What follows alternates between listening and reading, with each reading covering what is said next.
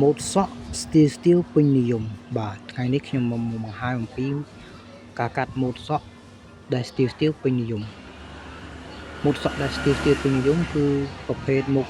ទុកក្រោយបងប្អូនអាស្រ័យតែបងប្អូនស្រឡាញ់ពេញចិត្តយើងទុកសក់ក្រោយហ្នឹងគឺមានជម្រើសច្រើនអ្នកបងប្អូនក្នុងវីដេអូនេះខ្ញុំបង្ហាញម៉ូដសក់ជីកទុកខាងក្រោយច្រើនម៉ូដច្រើនបែបបងប្អូនអាចមើលបានហ្នឹងយើងមិនទាន់កាត់ទេឥឡូវយើងមកមើលការកាត់ហើយបងប្អូននេះអាហ្នឹងយើងបានកាត់រួចហើយនឹងយើងទុកខាងក្រោយដែរតែតាមទម្រង់ក្បាលតាមទម្រង់ដែលយើងស្រឡាញ់ពេញចិត្តប៉ុន្តែគេមានរបៀបកាត់ឲ្យវាដាច់ស្មោស្អាតបងប្អូនម្នាក់ទៀតនឹងក៏គិតកាត់ទុកខាងក្រោយដែរសិតជាមួយខ្ញុំទាំងអស់គិតកាត់ទុកខាងក្រោយបងប្អូនដែលស្រឡាញ់កឹមត្រូលចូលចិត្តស្រឡាញ់សក់ទុកខាងក្រោយអាចមើលវីដេអូនឹងដល់ចប់ទៅអាចកំងស្រឡាញ់ម៉ូដចង់បានជើងខ្ពស់ជើងទាបជើងយ៉ាងម៉េចបងប្អូនអាចមើលបានអាហ្នឹងជើងឬខ្ពស់ដែរតែស្មោសក់ដាច់បងប្អូនបាទពុកម៉ែបងប្អូនបានទស្សនាវីដេអូនោះហើយសូមជួយចុច Subscribe Channel ខ្ញុំបាទម្នាក់មួយផងបងប្អូន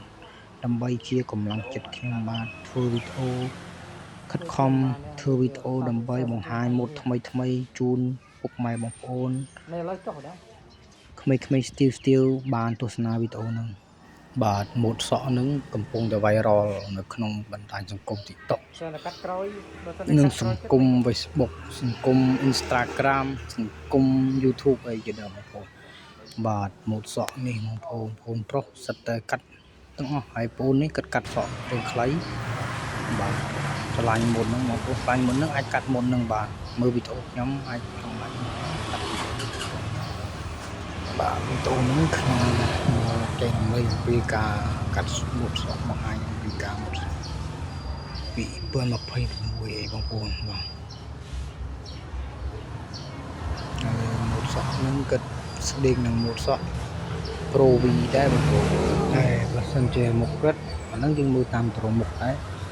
បើមុខគិតរៀង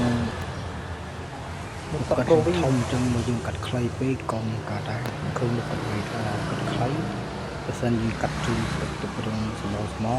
ហើយនឹងសក់រឿងវែងនិងមុខកាត់ឃើញវែងទៅតាមសក់តែបើយើងកាត់រឿងខ្លីមុខកាត់នឹងឃើញធំជាងមុនបងប្អូនអាចជួយចិត្តម៉ូដសក់ហ្នឹងអាចកាត់ម៉ូដហ្នឹងបាន